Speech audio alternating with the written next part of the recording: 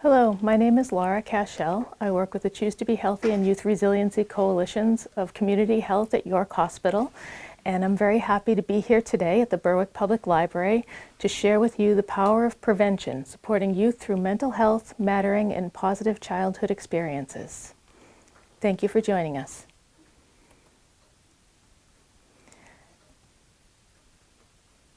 As we get started, I'd like to just ask us to please go over a few things, a little learning agreement, so that everyone can learn and be present as much as possible. Try to minimize distractions.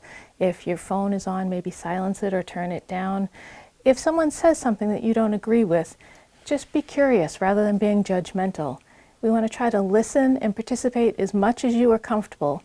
And please respect each other and others' opinions. They may be different than yours, and that's okay. We're here to learn and have fun as much as possible. And please remember, we'll be prioritizing self-care. So please get a drink if you need to, get snacks, stand up, take care of yourself, stretch. We're here together to learn about prevention and supporting youth in our community. So we want you to be present and as engaged as possible.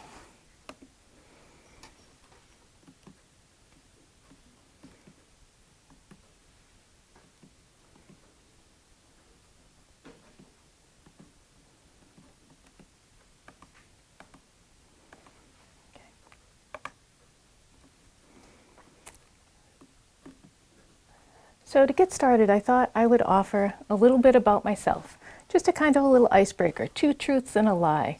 So out of these 3, my first concert was Kenny Rogers, cheeseburgers are my favorite food, or I was a library director. What do you think is the lie? Any guesses? Well, I don't eat meat anymore, so cheeseburgers were my favorite food, but they're not anymore. We're going to go with chocolate chip cookies there. And as much as you might look at me and think I was a fan of hair bands back in the 80s, my first concert was Kenny Rogers. And I was a library director. So the lie is cheeseburgers are not my favorite food. Going the wrong way.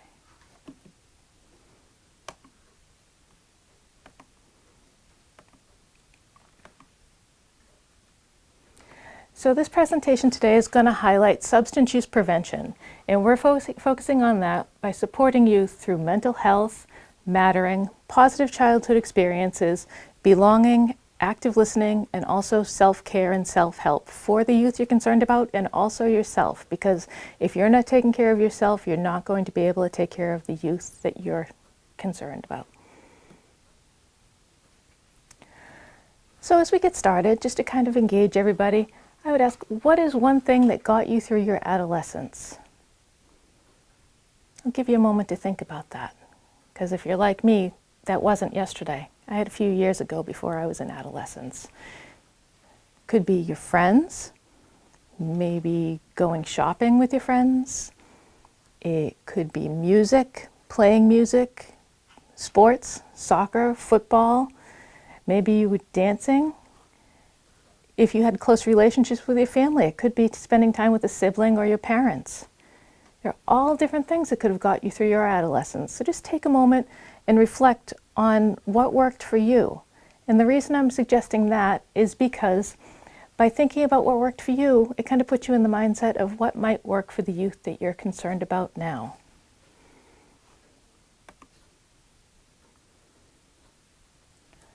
So as we get started, I'm going to just point out this presentation has many slides. I'm not going to be reading them word for word.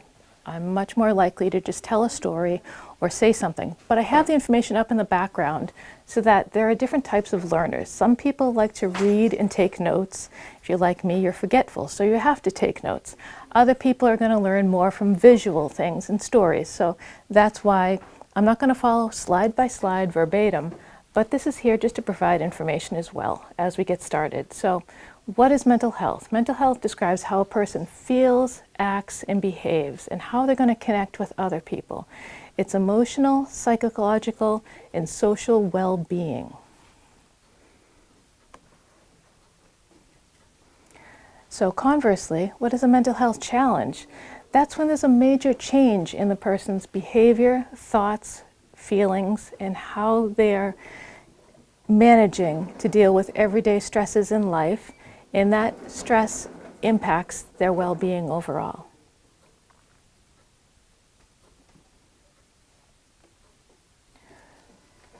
So as we start to delve into what mental health is, we're going to touch on risk factors and protective factors. And that is because risk factors are going to make it more challenging for a youth to get through and cope when they face difficult times. Protective factors are going to teach youth to have resilience and be strong and be able to get through challenges. The more risk factors a person has, the greater likelihood the person's going to be experiencing negative health and negative well-being. Where conversely, the more positive factors a person has, the more likely they'll have positive health and positive well-being. And some of the things we're going to talk about today, we'll go more in depth into ACEs, which are adverse childhood experiences. We're also going to touch on stress, anxiety, trauma, stigma, mental health challenges, and substance use challenges. And we're talking about these today, so you're aware of what could be normal adolescent behavior versus what is a mental health challenge, because sometimes they can appear to be similar, or you might get something confused. So we're going to try to really outline what's a mental health challenge versus what is normal adolescent behavior, and what you can do to support youth through any challenges that they're facing. Now, the impact of stress and anxiety on youth can certainly be causes of challenges. Where stress can sometimes be helpful and useful to motivate somebody, an extensive amount of stress can be very challenging and cause demands on a youth. And if a youth feels very anxious, they're going to have difficulty understanding that they can make it through that hard time. They'll be feeling excessive worry and perceived threats where they may or may not be there. Because if a youth is very anxious, they're going to start to think in their amygdala rather than their prefrontal cortex. And what that means is that their brain is going to be stuck in a fight, flight, freeze, or fawn phase. And by doing that, they're not going to fully think through what their options are. They're just going to be acting out of fear. And we want to try to support youth so that they aren't focusing on stress and anxiety, and they're not in any automatic response mode. So we just want to keep that mindful that the impacts of stress and anxiety can be difficult on youth.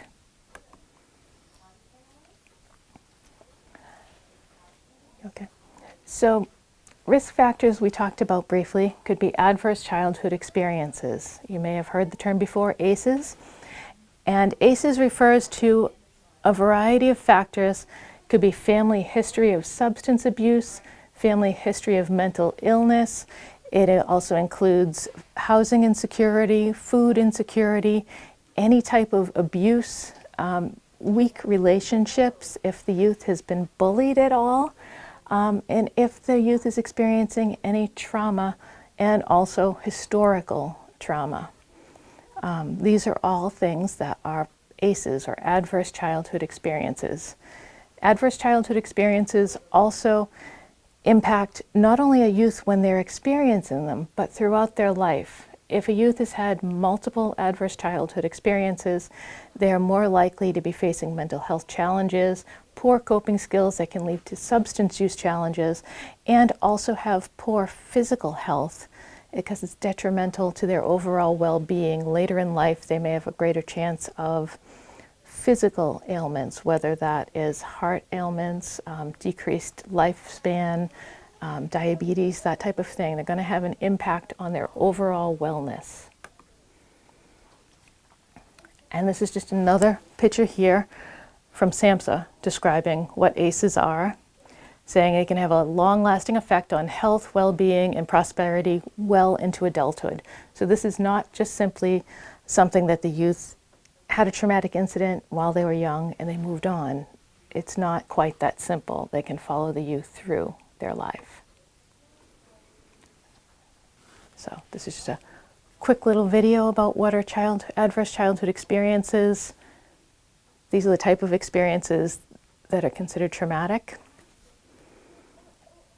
and adverse childhood experiences go hand in hand with trauma, and trauma can be experienced at any age. And trauma is a risk factor for nearly all mental health, substance challenges, and substance use disorders.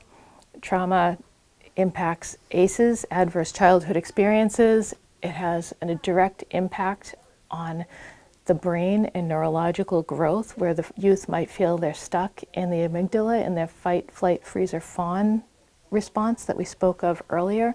Rather than thinking clearly and thinking through all of their available options, they're going to react out of fear and out of anger because they feel they're being threatened. So the impact of trauma have reactions that can persist well beyond daily lives, even after the traumatic event has passed. Stigma is another issue we're going to talk about here that can have a significant impact on youth and their well-being. Stigma is a negative attitude. It's shame or disapproval that's leading to unfair treatment or isolation. And stigma makes it hard for people to talk about their challenges. So our goal here, what I'm asking you to do, is end stigma. You want to make youth feel seen, make them feel heard. They need to be valued and understand that it's okay to talk about mental health challenges, that they are not alone, that other people experience similar difficulties and the youth are resilient and strong and they can get through it. And stigma is more than just not using first-person language. It's really detrimental. So what I'm asking you to do is, instead of saying, Johnny's a druggie, say, Johnny is a person living with substance use disorder.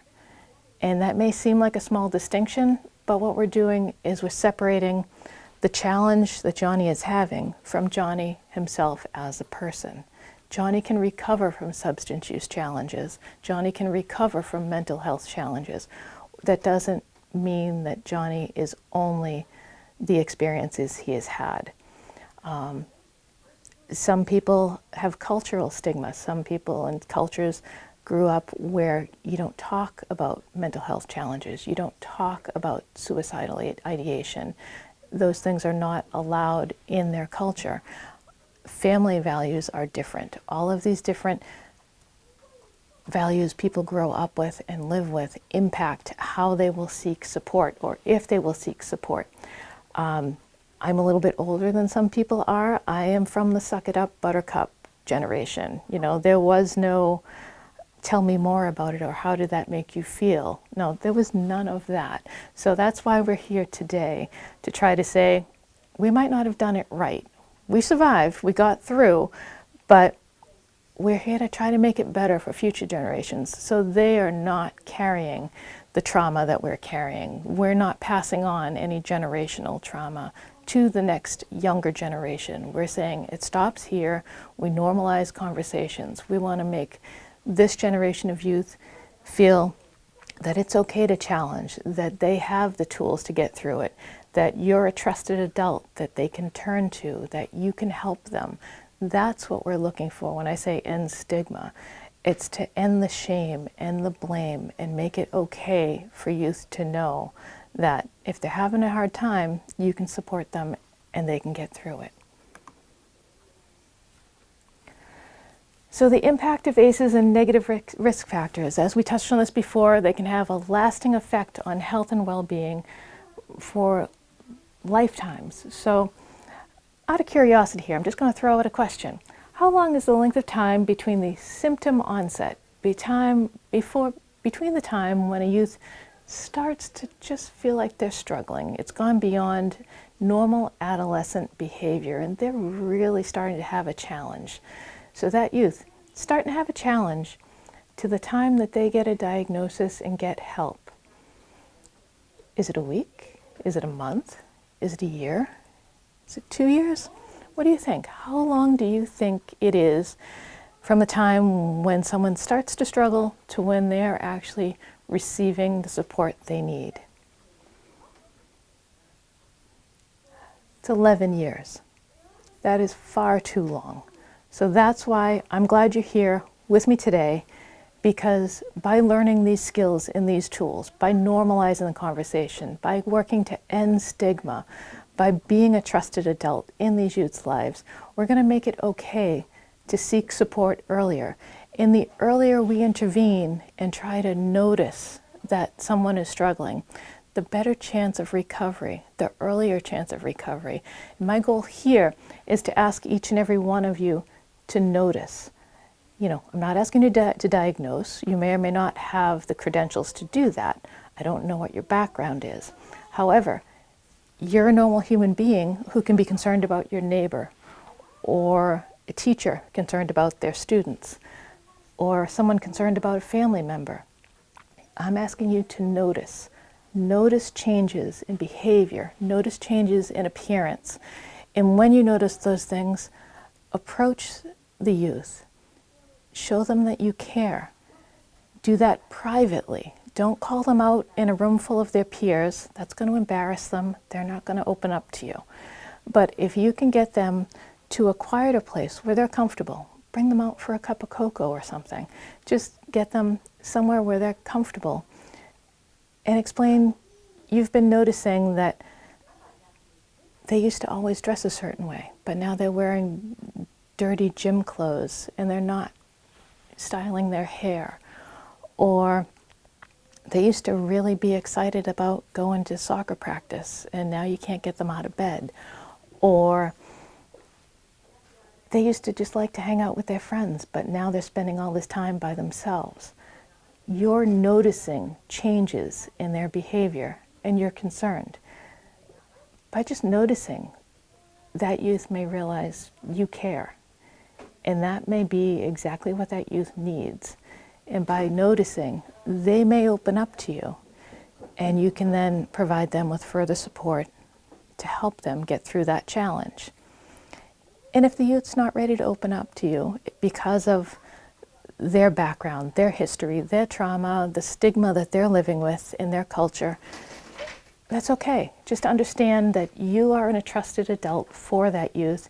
They now know that when they're ready, they can come to you and say, do you have a minute? I want to talk to you. Or I've really been struggling with this. Or they know that you're available if they need you. And that's important because in Maine, there aren't enough mental health workers. There aren't enough crisis support workers. There's just not enough support. You can reach out to get a therapist. It's probably going to take you much longer than you would like to get support for the youth you're working with or concerned about. So by just being a person who cares, you're letting the youth know they're not alone. You're letting them know they belong. That's enough to possibly intercept any challenges they're having from going from an early sign to a worsening sign. Because our goal is to keep things from going early, worsening, crisis. We definitely don't want to use going into crisis. So if we can stop that early, maybe we can take the 11 years to 10 years. Or maybe it'll be 5 years. And maybe ideally someday it'll be 1 year. And who knows, maybe everyone at some point will be so observant and noticing when someone's having a difficult time and normalizing the conversation and just making it okay to say, you know, I'm not okay today, I really could use some help. Then we wouldn't be having 11-year lapses where people are struggling with their mental health and therefore resorting to substance use because they're trying to cope. And that's my goal, is prevention, substance use prevention, mental health challenge prevention. So the more people that notice and care at an earlier age, the less chance we have of people going early signs and symptoms, worsening signs and symptoms, and getting to the point of crisis. And as I just touched on a little bit here, mental health problems and substance use disorders sometimes occur together. They're considered co-occurring. And that is because someone struggling with a mental health disorder may choose a coping skill that involves substances. Now, that might not be ideal or what we want, but they're trying to cope with what they're going through. Conversely, someone with a substance use disorder could end up with a mental health challenge based on the substances they're using. I'm not going to go into depth on this, but for example, right now, THC levels can really impact some people and cause psychosis, specifically in younger adults. That's a conversation for another day. I did not put statistics into this PowerPoint, but the statistics are available. So just be aware that substance use disorders and mental health disorders can co-occur. So there is definite overlap, so we want to try to prevent all of that as much as possible. So what can you do? You've listened to me talk and talk and talk about all the negative things that can happen. Now we're going to turn the tables. Let's talk about the positive things that can happen. PCEs, as opposed to ACEs and adverse childhood experiences, PACEs are positive childhood experiences. We're going to talk about mattering, belonging, using self-help strategies, and relying on trusted adults. Now, why is that important? Because if you notice a youth is challenged, if you listen to them and listen non-judgmentally, don't be listening to say, oh, when that happened to me, I just did this. Or don't be making it about you. Listen non-judgmentally. You want to hear them and what their experience is. You may know that if you dropped your phone and you don't have your phone for a day, you'll get through it. It's a little different for a youth who spends all of their time and all of their social connections through their phone. That is a traumatic event for them. So if they're explaining to you how upset they are that something happened to their phone, just listen. Try to understand and empathize where they are coming from. Show that you care. We're working to end stigma. You know, no more of the suck it up buttercup thing. It didn't work that great. We don't need to go back to that. Just be present and help the youth as much as you can. And it's totally okay to say, I'm just a person. I'm just your neighbor. I'm just a family member. I'm just a teacher. I don't have the skills to give you all the help that you need, but I can call 988 with you. I can sit with you and have a conversation with a crisis worker. We can use a teen text line. We can call your school counselor. We can get a variety of resources and support available to you to start the conversation, to get you the support that you need. You can say, I can do it for you, you can do it, or we can do it together. But don't let the youth just walk away and do nothing. If they're expressing a challenge and you're noticing, make sure you give them the support that they need and encourage them to get the help that they need. And by caring, listening, and noticing changes in behaviors, thoughts, and appearances, you're going to play a crucial role in supporting youth. Because 1 in 5 youth face mental health challenges, and that number, like 11 years for getting support, is too much. We're looking for changes in behavior, in their energy, and just how they normally are. Check in with them. Notice. Let them know you care. You're a trusted adult. You're there for them, and encourage them to get the support that they need. Okay. Do you want to play a few minutes more while Mona checks out? Or do you want to push the button? What do you want? And I know I keep saying active listening and being present is important in using person-first language. That's because you want to validate their experience. You don't want to make it about you using I statements. You just want to make sure they feel that they matter, that they belong, they're valued. Because by doing that, hopefully you'll be able to avoid worsening signs and symptoms. You're going to be discouraging shame and stigma, and by you caring with any kind of luck, you'll be able to be also discouraging harmful coping skills like substance misuse. Because you spending the time with them and letting them know that you care, you can always say, what do you like to do? What are some fun things you like to do? Do you like to go out and walk your dog? Do you want to play sports? Do you like to bake? Do you like to cook? Do you like to spend time with your grandparents or the people in the elderly housing down the street? Do you like to go to the library and read books? What about that Dungeons and Dragons program at the library? Or what about Minecraft? Those are all awesome things that you can do at your local public library. All those things are available for you.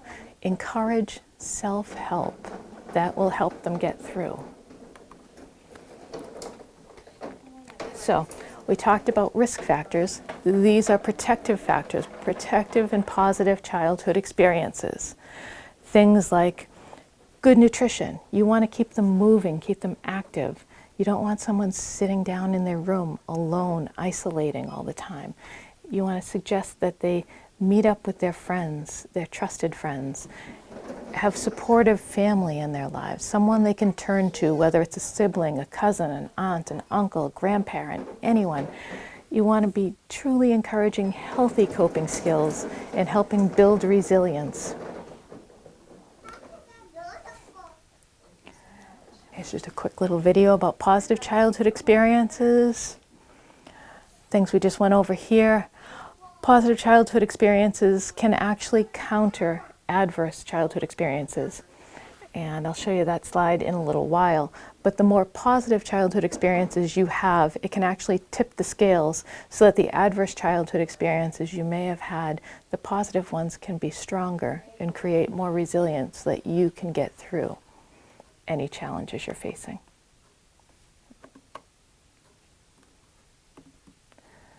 So, building resilience means having one trusted adult, building connections, having self-care routines, positive self-talk. This is a big one too, especially for youth. And the earlier we can sort of get youth thinking about mindfulness and speaking to themselves in a positive way, the better. Because you get to be an older adult and then speaking in your head, that little voice saying, oh, that was a dumb mistake. I can't believe you did that. Oh, you messed up again. If you can stop that in a young person, that person has a whole life in front of them to say, you can do it. You made a mistake, but let's learn from it. You'll do better next time. You want to be encouraging positive self-talk. You want that voice in their head to be encouraging them to learn, to grow, to be resilient, to get through any of those challenges. And again, rely on coping skills that they like.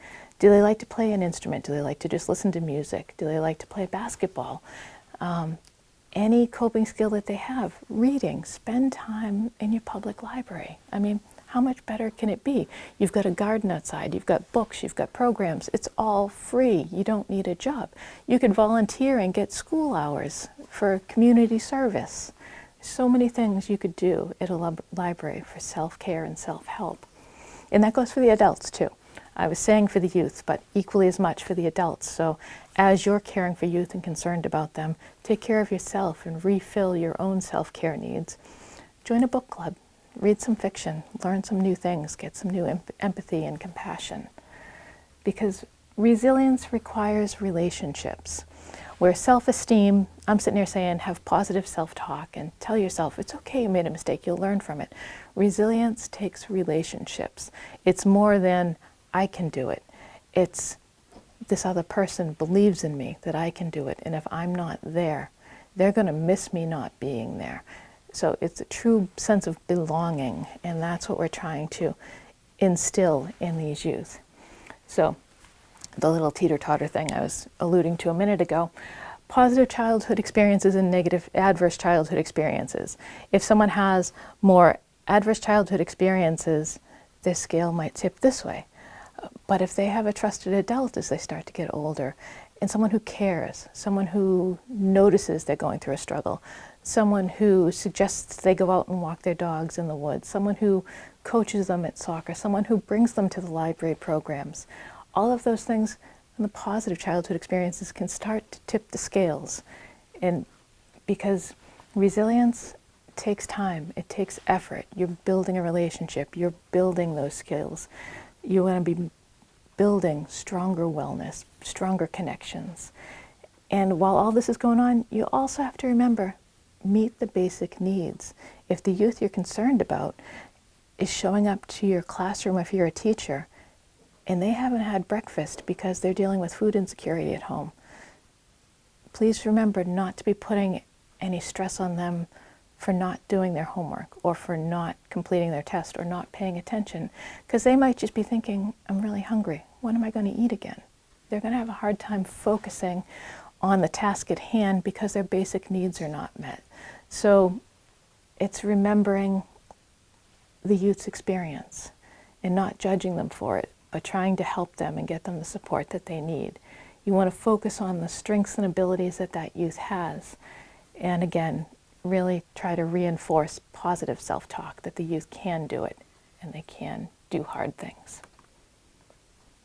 So now I'm going to talk about an affirmation, and here is an example of one. I am strong, I am capable, and I am resilient. And you may be thinking, yeah, that's a cute sticker, but it's actually more than that, because many youth, when they get up in the morning, it's based on an alarm. They're just setting a random alarm. And when you set an alarm, it says alarm. But what you can do is change it from saying alarm to saying, I am strong, I am capable, I am resilient. So at 6 a.m. when the alarm goes off and you pick up your phone, the first thing you see is I am strong, I am capable, I am resilient. And that's a good way to start your day.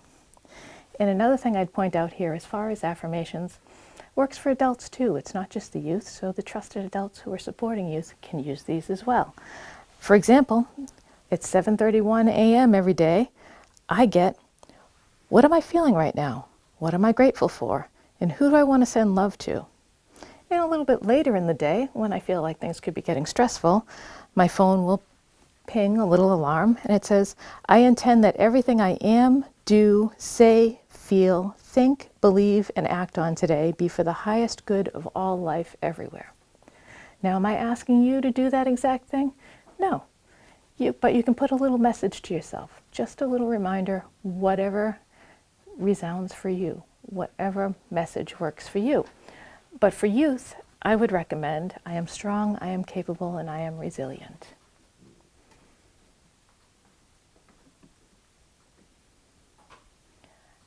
Now, moving on to youth mattering. You might be thinking it sounds a little fluffy. Yeah, youth matter. I matter. Everybody matters. You know, what's the big deal there? But it's really important because you're providing them with a sense of belonging. To matter, people must feel valued. They have to feel appreciated and cared for. They feel like they add value. And this quote here, to matter, people must feel valued, heard, appreciated, and cared for. And they must feel like they add value in ways that make them feel capable. Because people who feel like they matter, they're healthier, they're more resilient. They feel like they have a purpose, they have a cause, they have a reason to get up in the morning and contribute to their community, contribute to their world. They want to have a positive impact. And that's what we're doing. That's why I'm suggesting the affirmations. That's why we use identity tools. And we want to celebrate things that make everybody unique. We want to make sure the youth know that they matter. And here's just an example of youth mattering. This is actually taken from Maine Resilience and Maine Youth Thriving. It's a local Maine organization. I have links at the end of this presentation to some of the resources in this.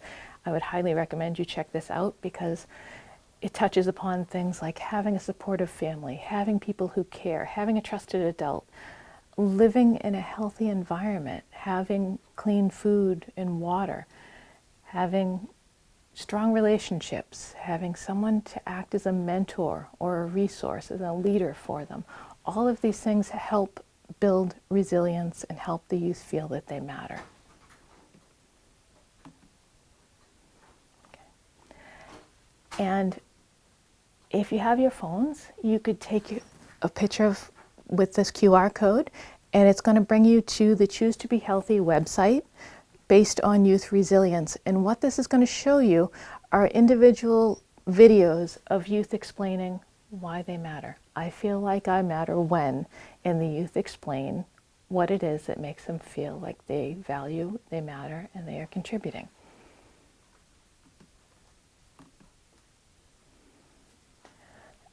And as I touched on earlier, mattering is different than self-esteem because it's about connection to people and things. And youth who feel like they matter, they're more likely to be happy, healthy, and more resilient to life's challenges. And the important thing here, they're less likely to turn to drugs or have mental health challenges. So that's why it's important that we want youth to feel that they matter and to be resilient. And in this presentation, I have a link to a personal identity wheel. And I will put it up here so you can see it full screen here. And what you can do is print this out or on your computer.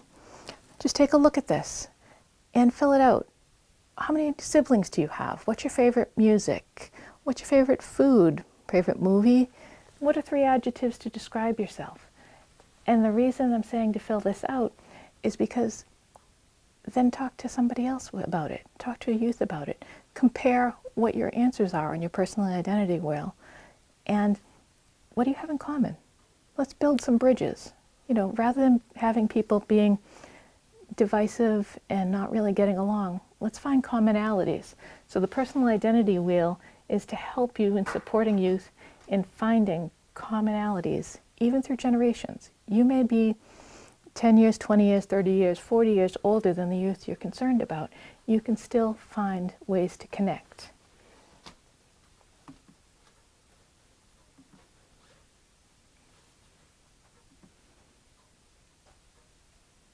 And so far, we have reviewed negative risk factors, ACEs, trauma, stigma. We have reviewed positive risk factors, which is positive childhood experiences, belonging and mattering, and avoiding stigma, for example. So we've talked about substance use challenges and mental health challenges and how they can co-occur. And certain substances can cause people with an addiction to experience one or more symptoms of a mental health problem, and that is co-occurring substance use as defined from SAMHSA.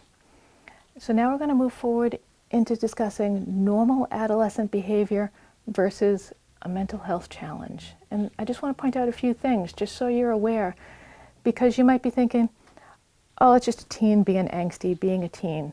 When no, actually they're really struggling and they could use some support. So by noticing the differences between what is normal adolescent behavior versus what is mental health challenges, you'll be able to further help that youth and de-escalate any situations as needed. So on this slide here, there's a lot of information, and understanding what normal is would be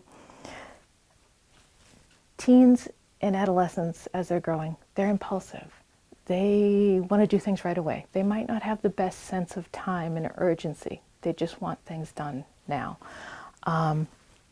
They can be impulsive. They can forget things because they're so active in thinking what's next and what they're going to do next or how they're going to get to whatever fun thing they want to be doing. So they're impulsive. They can be dramatic. Something that you think, oh, why are they so upset about that? It's a big deal to them. They don't have the life experience to compare it to. They may be testing limits. It's part of growing to be independent. They're going to push to know where their boundaries are. They're going to push to understand where the adults in their lives care, what they can and cannot get away with while being safe. Conversely, a mental health challenge a youth may be going through is when some of these things last more than 2 weeks. So they're still engaging in very risky behavior. However, they're also isolating. They're not spending time with their friends. They're just being by themselves. That is a sign that they may be having a challenge. Because it's one thing from an adolescent to turn away from one of their parents because they're trying to gain their own independence. But if they're also turning away from their peers and their friend group, that could be a sign of a challenge. And it all comes down to what you may have heard before, that adolescents and young adults, their prefrontal cortex, the front part of their brain, is still developing until they're about 25, 26 years old. So a lot of the reactions that they're having is based on the amygdala, the back of their brain, the fight, flight, freeze, or fawn response. So we just want to constantly be reassuring that youth that they're safe, they're cared for. Make sure they have clean water, food, housing. They are safe and secure, because that way they can start to feel like they have more control and they can grow and be healthy, as opposed to living in a fight, flight, fear response. So the big differences here are noticing what's impulsive and just a teen trying to push boundaries versus a teen that's really having some aggressive mood swings and really self-isolating. And if they're even telling you, I have no purpose for living or something like that, that is not normal adolescent behavior. That is a mental health challenge. That is not something we want to ignore. We want to be able to help a youth. If you have a youth ever express to you that they no longer have a purpose for living, please don't dismiss that as them being an angsty teen. Get them support. Make sure they are seen, heard, and valued. And sorry, the wrong way.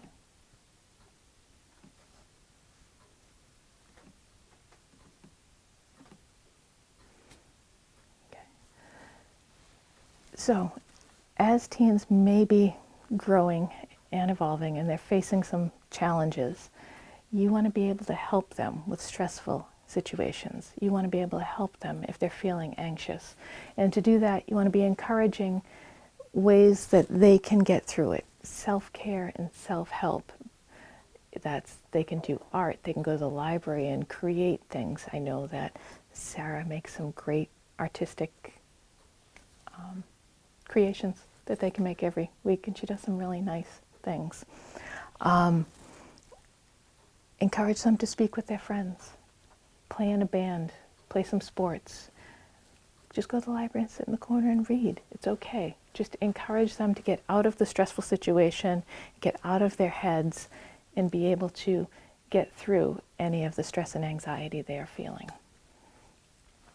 And there are many ways to connect with youth. We've touched on many of these already. You just want to make sure that they're feeling seen, heard, valued, make sure they belong. You want to offer non-judgmental support. So don't be dismissive or saying, oh, well, back in my day, or you'll be fine, get over it. It's fine, it's not a big deal. That's not going to help them. You really want to make the story and the conversation, what they're sharing with you, about them. And encourage them to use healthy coping skills. Please don't just dismiss a youth and say, just deal with it. Because if they're having a mental health challenge and a trusted adult tells them, just deal with it, well, they might choose substances to deal with it. They might choose to numb and cope by poor skills, choosing substances, and that's not what we want. So please choose healthy outlets instead. So, as I'm telling you to be present for a youth, take care of the youth, make sure they know they matter, make sure they know that they belong, you need to also take care of you. So if you're noticing changes in behaviors or appearances of the youth, make sure you're in a good position to speak with them.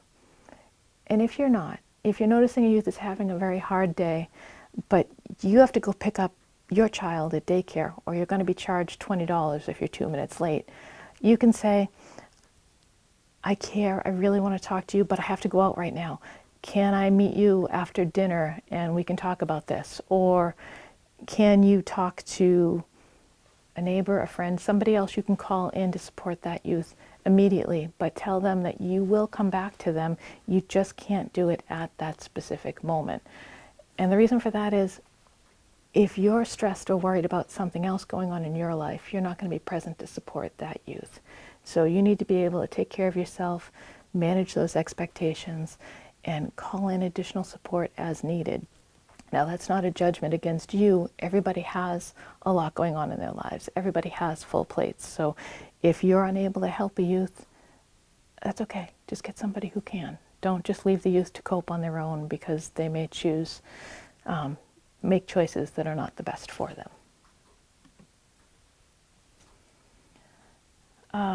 So if you are helping a youth, and we talked about trying to get to youth in early signs and symptoms before any signs and symptoms turn to worsening signs or crisis.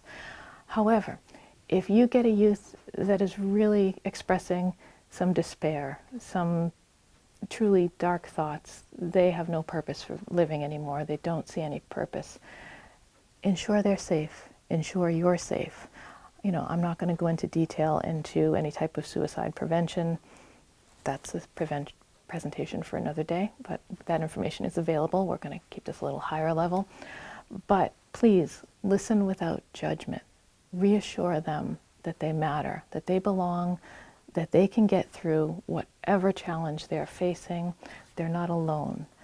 Provide the appropriate support that they need. If you are dealing with a youth who is reaching crisis, don't hesitate to call 988.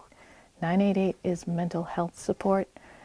If you cannot get that, call 911. If you do call 911, please call the dispatch, tell the dispatch you are concerned about a youth with a mental health challenge. They may be able to supply a crisis intervention team response or have a police officer who is trained in mental health support come out to assist. But at least by telling the dispatcher what to expect and what you need help with, they will get you the appropriate support. But 988, 911, or teen text lines are certainly options should you need that. And if you are dealing with a youth who's having worsening signs and symptoms or potentially getting to crisis point, set small, achievable goals. Don't expect the youth to change overnight and everything's going to be perfect. Just don't punish them or set consequences. Don't set any punitive action. If you don't do this, you're going to end up going to the hospital. Don't threaten them. Just give them options, healthy coping mechanisms to deal with the anxiety that they're feeling. And if you are feeling the youth maybe considering suicide, please don't leave them alone. Get them the support they need immediately. And in this type of conversation, again, I'm trying to keep this very high level, but if you are dealing with a youth who is potentially in crisis and you want to try to de-escalate, what you want to be doing is speaking in a calm voice, in a nice, mellow tone. If they're yelling and they're agitated and they're aggressive, don't have that same response because they're going to mirror your action. So if you say, let's take a walk, and you're walking quietly with them and you're just kind of talking at a nice, quiet pace, they will start to mirror your actions. They will start to come down. You might have a glass of water, offer them a glass of water. Because if you're drinking water, you're signaling to your body, oh, we're not in danger. We're not in fight, flight, fear, fawn. I can drink water, so I'm safe. You're going to start to bring that youth down. You want to use positive words. Stay calm. Now, mind you, you could be very upset. Don't show it. And that's not easy to do. But as a trusted adult, you need to stay calm. On the outside, you need to appear like everything is perfectly fine. You have everything under control. On the inside, you might be like a duck paddling in a pond. Legs are going, going, going, going, going. Don't show it. You're just the duck sliding across the pond and everything is fine. Because you want that youth to know that they're safe, that it's okay, that you're there for them and you care. So, just a little bit on de-escalation techniques. And another option, grounding. If you're just speaking with the youth and they're really agitated and really a bit aggressive or loud, just say, let's breathe for a minute. Can we name 5 things that you see? Think of your senses. 4 things that you smell, 3 things that you hear, 2 things you can touch. What do you taste? Did you drink coffee this morning, or did you drink a monster drink or something like that? What you're doing is bringing them back to the present. Grounding techniques bring them back. Think of your 5 senses, have them look around, bring them back to the present moment. It's going to stop their mind from spiraling into the challenge that they're facing. Another thing, breathing exercise. Ready? Breathe in for 4. Hold for 4. Exhale for 4. Hold for 4. May seem silly, but it's going to signal to your body, you're calm, you're safe. So, just a couple of grounding techniques you could use. So again, as a trusted adult, support without judgment. Leave your implicit bias, leave your own cultural expectations at the door. This is about the youth that you're concerned about. Normalize mental health conversations. Make it okay to not be okay. Make it okay to talk about things when you're not okay. We want to be using person-first words. So it's not that druggy. It's, oh yeah, Johnny's struggling with substance use disorder right now. We're avoiding shame and stigma.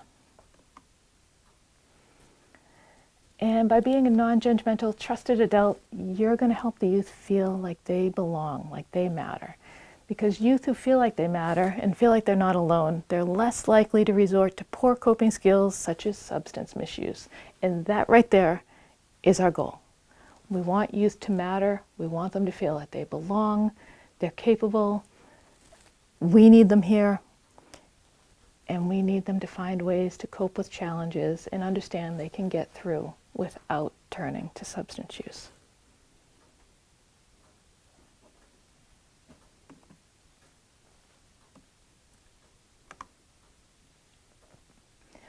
And you matter too, okay? I've gone on and on and on about how you're going to care for the youth. You know what? All that's going to make you really, really, really tired. So what I'm going to ask you to do is some self-care for you too. And somebody told me once, you may have heard you can't fill from an empty cup. Or another similar type thing is the oxygen mask analogy from an airplane. You're in trouble, the oxygen mask comes down, you put it on yourself first before you put it on somebody else, because you need to be able to help yourself before you can help somebody else. I'll take it one step further than the teacup analogy. It's not that you can't fill from an empty cup. I'm going to suggest you keep your own cup filled completely, and you only help from what spills over onto the saucer. So you keep yourself fully cared for, and then you give any extra you can to anybody else. So please be the kind of person who helps other people, especially youth, look forward to tomorrow. And self-help is important for you because you need to be able to take care of yourself. And these are just some examples, many different slides with different suggestions. Talk to a friend, spend time in nature, walk your dogs, attend a book club, get the newest release, support your local library, go to a social club, you can go to teen programs, you can meditate if that works for you, speak with a therapist. Again, we're working to end stigma. We want to normalize all of these options.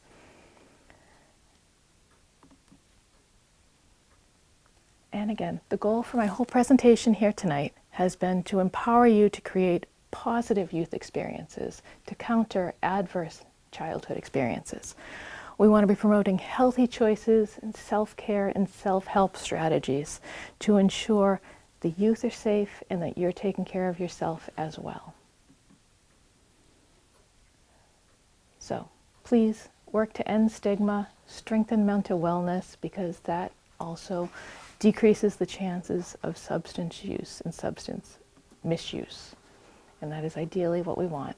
And again, thank you to Sharon and the Berwick Library team for having me here today to share this information. Please remember, libraries are for everyone. No stigma, no judgment, all are welcome. You can always find what you need at a public library. So, thank you for joining me today. Here's some information if you would need it. And clicked on that thing. Oh, no. Okay. And just a little saying for me, a little reminder. When it rains, look for rainbows. When it's dark, look for stars. Here are resources. I will link them in the presentation. These are all clickable links if you should need them. Additional resources. These are all the sources of the information of this presentation. All came from these links. And there are some fantastic organizations available to support you and support youth in the state of Maine. This is a QR code to link to the resources as well, should you like to use that. Finally, thank you very much. And if you're so inclined, please fill out the survey. Good, bad, positive, negative, any feedback is a learning experience for me, so I welcome your suggestions and comments. Thank you.